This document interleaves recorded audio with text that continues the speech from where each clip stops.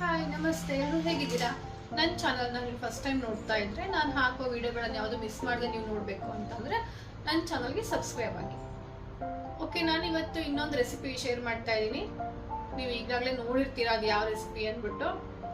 So ಇದೇನು ಬಿಸಿಬೇಳೆಬಾತ್ ಥರ ಕಾಣಿಸ್ತಾ ಇದೆ. ಬಿಸಿಬೇಳೆಬಾತ್ ಅಂತ ಅಂದ್ಕೊಂಡಿದ್ದೀರಾ? ಖಂಡಿತ ಅಲ್ಲ. ಇದು ಬಂದ್ಬಿಟ್ಟು ದಾಲ್ ಕಿಚಡಿ ಅಂತ. ನಾವು ಯೂಶುವಲಿ ಬಿಸಿಬೇಳೆಬಾತ್ಗೆ ತೊಗರಿಬೇಳೆ ಬಳಸ್ಕೊಂಡು ಬಿಸಿಬೇಳೆಬಾತ್ ಮಾಡ್ತೀವಿ. ಬಟ್ ದಾಲ್ ಕಿಚಡಿನಲ್ಲಿ ನಾನು ತೊಗರಿಬೇಳೆ ದಾಲ್ ಕಿಚಡಿಗೆ ಹೆಸರುಬೇಳೆ ಬಳಸ್ಕೊಂಡು ಮಾಡ್ತಾ ಇದ್ದೀನಿ. ನಾನು ದಾಲ್ ಕಿಚಡಿ ಕೂಡ ಸುಮಾರು ವಿಧಾನಗಳು ಮಾಡ್ತಾರೆ, ಬಟ್ ನಾನು ಹೇಗೆ ಮಾಡ್ತೀನಿ ಅದನ್ನು ನಿಮಗೆ ತೋರಿಸ್ತೀನಿ.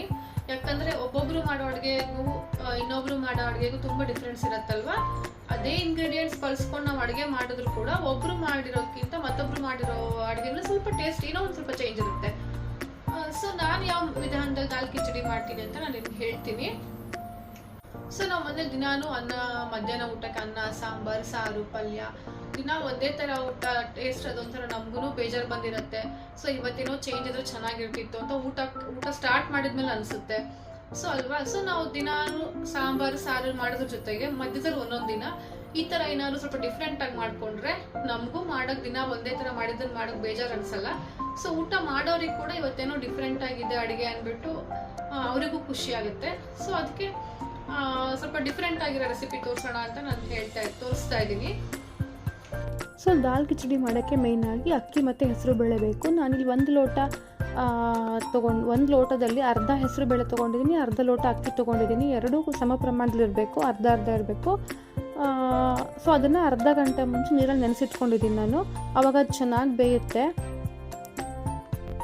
ಸೊ ಇದ್ರ ಅಳತೆನೇ ಹಾಗೆ, ಅರ್ಧ ಲೋಟ ಅಕ್ಕಿ ತೊಗೊಂಡು ಅರ್ಧ ಲೋಟ ಹೆಸರುಬೇಳೆ ತೊಗೊಳ್ಬೇಕು. ನೆನೆಸಿಟ್ಕೊಂಡ್ಬಿಡಿ ಅರ್ಧ ಗಂಟೆ ಮುಂಚೆ ನೀರಲ್ಲಿ. ಸೊ ದಾಲ್ ಕಿಚಡಿ ಆವಾಗ ಚೆನ್ನಾಗಿ ಮೆತ್ತಗಾಗಿರುತ್ತೆ, ತುಂಬ ಗಟ್ಟಿಯಾಗಿ ಅನಿಸಲ್ಲ. ಸೊ ಇದಲ್ಲದೆ ನಾನು ಇದಕ್ಕೆ ಈರುಳ್ಳಿ, ಕ್ಯಾರೆಟ್, ಬೀನ್ಸ್ ಮತ್ತು ಟೊಮೆಟೊನ ಸಣ್ಣಗೆ ಹೆಚ್ಚಿಟ್ಕೊಂಡಿದ್ದೀನಿ. ಸೊ ಸ್ಟವ್ ಆನ್ ಮಾಡಿಬಿಟ್ಟು ಕುಕ್ಕರ್ನ ಒಂದು ಸ್ಪೂನ್ ತುಪ್ಪ ಹಾಕ್ಕೊಳ್ಳೋಣ. ಒಂದು ಸ್ಪೂನ್ ತುಪ್ಪ ಮತ್ತು ಒಂದು ಸ್ಪೂನ್ ಕೊಬ್ಬರಿ ಎಣ್ಣೆ. ಅದು ಚೆನ್ನಾಗಿ ಬಿಸಿ ಆದಮೇಲೆ ಒಂದು ಚಿಟಿಕೆ ಸಾಸಿವೆ ಸೇರಿಸ್ಕೊಳ್ಳೋಣ. ಒಗ್ಗರಣೆಗೆ ಎಷ್ಟು ಹಾಕ್ತೀವೋ ಅಷ್ಟು ಒಗ್ಗರಣೆಗೆ ಹಾಕೋ ಸಾಕು. ಆಮೇಲೆ ಅದು ಬಿಸಿ ಆಗ್ತಿದ್ದಂಗೆ ಶೇಂಗಾ ಹಾಕೋಣ.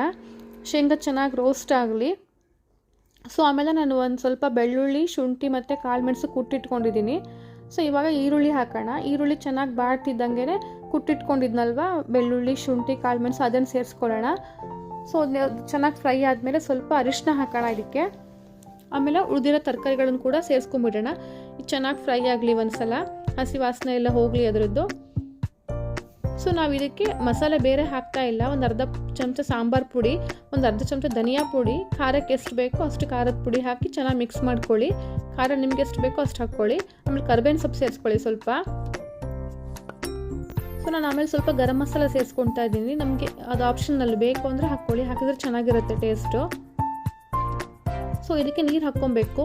ನಾವು ನಾರ್ಮಲ್ ಅಕ್ಕಿ ಅನ್ನ ಮಾಡುವಾಗ ಹಾಕ್ತೀವಲ್ಲ ಅದೇ ಅಳತೆನಲ್ಲಿ ಹಾಕಿ ಅರ್ಧ ಲೋಟ ಜಾಸ್ತಿ ಹಾಕಿ ಸಾಕಾಗುತ್ತೆ ನೀರು. 1 ಲೋಟ ಅಕ್ಕಿಗೆ 3 ಲೋಟ ಬೇಕು ಅಂದರೆ 3.5 ಲೋಟ ಹಾಕ್ಕೊಬೇಕು. ಸೊ ಇವಾಗ ಇದಕ್ಕೆ ಸ್ವಲ್ಪ ಬೆಲ್ಲ, ಆಮೇಲೆ ರುಚಿಗೆ ತಕ್ಕಷ್ಟು ಉಪ್ಪು, ಆಮೇಲೆ ಸ್ವಲ್ಪ ಹುಣಸೆ ರಸ ಸೇರಿಸ್ಕೊಳ್ಳೋಣ. ಇದು ಚೆನ್ನಾಗಿ ಬಿಸಿ ಆಗಲಿ ನೀರು. ಆವಾಗ ನಾವು ನೆನೆಸಿಟ್ಕೊಂಡಿರೋ ಅಕ್ಕಿ ಮತ್ತು ಹೆಸರುಬೇಳೆ ಸೇರಿಸ್ಕೊಳ್ಳೋಣ. ಇದಕ್ಕೆ ಚೆನ್ನಾಗಿ ಮಿಕ್ಸ್ ಆಗಲಿ, ಕುದಿ ಬರಲಿ. ನೋಡಿ ಕುದಿಯೋಕ್ಕೆ ಸ್ಟಾರ್ಟ್ ಆಗಿದೆ. ನೀರು ಚೆನ್ನಾಗಿ ಕುದಿಯುವಾಗ ನಾವು ಕುಕ್ಕರ್ ಮುಚ್ಚಳ ಮುಚ್ಚಿಬಿಟ್ಟು 3 ಕೂಗಿಸ್ಕೊಳ್ಳೋಣ. 3 ರಿಂದ 4 ವಿಜಲ್ ಸಾಕು, ಚೆನ್ನಾಗಿ ಬೆಂದಿರುತ್ತೆ. ಸೊ ನೋಡಿ ಕುಕ್ಕರ್ ಮುಚ್ಚಳ ಮುಚ್ಚಿಬಿಡೋಣ ಇವಾಗ. ಸೊ 4 ವಿಜಲ್ಗೆ ಚೆನ್ನಾಗಿ ಬೆಂದಿರುತ್ತೆ. ಇದು ತುಂಬ ನೀರಾಗೂ ಇರಬಾರ್ದು, ಅಂದರೆ ಗಂಜಿ ಥರನೂ ಇರಬಾರ್ದು, ತುಂಬ ಅನ್ನ ಥರ ಗಟ್ಟಿನೂ ಇರಬಾರ್ದು. ಆ ಹದದಲ್ಲಿ ಇರಬೇಕು.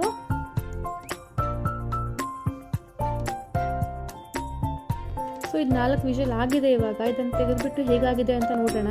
ಯಾವಾಗಲೂ ಪಲಾವ್ ಮತ್ತು ಬಿಸಿಬೇಳೆಬಾತ್ ಮಾಡುವಾಗ ನಾವು ಸರ್ಪ್ರೈಸಿಂದನೇ ತೆಗಿತೀವಿ ಅಲ್ವಾ ಹೇಗಾಗಿದೆ ಅಂದ್ಬಿಟ್ಟು. ಸೊ ನಾವು ತೆಗೆದು ನೋಡೋಣ ಹೇಗಾಗಿದೆ ಅಂದ್ಬಿಟ್ಟು. ನೋಡಿ ಚೆನ್ನಾಗಾಗಿದೆ, ಕರೆಕ್ಟ್ ಹದ ಇದೆ ಇದುವಾಗ. ತುಂಬ ಅನ್ನ ಥರ ಗಟ್ಟಿನೂ ಆಗಿಲ್ಲ, ಗಂಜಿ ಥರ ತೆಳುವು ಕೂಡ ಆಗಿಲ್ಲ. ಸೊ ಈ ಹದ ಪರ್ಫೆಕ್ಟ್ ಇದಕ್ಕೆ. ನಿಮ್ಗೆ ಇನ್ನೂ ಸ್ವಲ್ಪ ನೀರು ಹಿಡಿಸತ್ತೆ ಅಂದರೆ ಇವಾಗ ಸ್ವಲ್ಪ ನೀರು ಹಾಕ್ಕೊಂಡು ಒಂದ್ಸಲ ಬಿಸಿ ಮಾಡ್ಕೊಳ್ಳಿ ಅಷ್ಟೇ.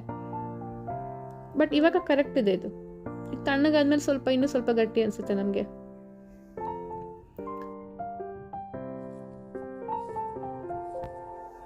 ನೋಡಿ ಸರಿಯಾದ ಹದದಲ್ಲಿದೆ ಇವಾಗ. ಸೊ ಇದು ತುಂಬಾ ಬಿಸಿ ಇರುವಾಗಲೇ ತುಪ್ಪ ಇಷ್ಟಪಡೋರು 1 ಸ್ಪೂನ್ ತುಪ್ಪ ಹಾಕ್ಕೊಂಡು ತಿಂತಾ ಇದ್ರೆ ಸಖತ್ತಾಗಿರುತ್ತೆ ಟೇಸ್ಟು. ಸೊ ನೋಡಿ ಎಷ್ಟು ಕಲರ್ಫುಲ್ಲಾಗಿ ಕಾಣಿಸ್ತಾ ಇದೆ ಇದು ಅಂತ, ಮತ್ತು ಡಿಲಿಷಿಯಸ್ ಆಗು ಕೂಡ ಕಾಣಿಸ್ತಾ ಇದೆ, ತಿನ್ನೋಕ್ಕೂ ಅಷ್ಟೇ ರುಚಿಗಿರುತ್ತೆ.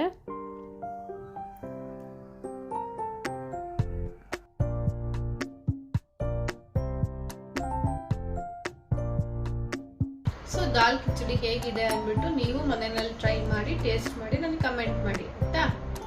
ಸೊ ನಿಮ್ಗೆ ಅನ್ಸ್ಬೋದು ಏನು ಈ ಒಂದು ಹೊಸ ಅಡುಗೆ ಇವತ್ತು ಮಾಡೋದು ಬಿಡೋದು ಟೇಸ್ಟ್ ಹೆಂಗಾಗಿರುತ್ತೋ ಏನೋ. ಸೊ ಅದು ಯೂಶುವಲಿ ಎಲ್ಲರಿಗೂ ಆ ಡೌಟ್ಸ್ ಇರುತ್ತೆ. ಇವಾಗ ನಾನು ಕೂಡ ಕೆಲವೊಂದು ರೆಸಿಪಿ ನೋಡ್ಬಿಟ್ಟು ಚೆನ್ನಾಗಾಗುತ್ತೆ, ನಮ್ಮ ಟೇಸ್ಟಿಗೆ ಚೆನ್ನಾಗಾಗುತ್ತೋ ಇಲ್ವೋ ಅಂತ ಅನ್ಕೊತಿರ್ತೀವಲ್ವಾ. ಸೊ ಅದಕ್ಕೆ ನಾವು ಯಾವ್ದಾದ್ರು ಫಸ್ಟ್ ಮಾಡುವಾಗ ಸ್ವಲ್ಪ ಕಡಿಮೆ ಪ್ರಮಾಣದಲ್ಲಿ ಮಾಡ್ಕೊಂಡ್ರೆ ಆಯ್ತು. ಸ್ವಲ್ಪ ಪ್ರಮಾಣದಲ್ಲಿ ಮಾಡ್ಕೊಂಡು ಅದು ಟೇಸ್ಟ್ ಚೆನ್ನಾಗಿದೆಯಾ, ಸೊ ಈ ಟೇಸ್ಟ್ ನಮ್ಗೆ ಓಕೆ ಅಂದ್ರೆ ನಾವು ಕಂಟಿನ್ಯೂ ಮಾಡೋಣ.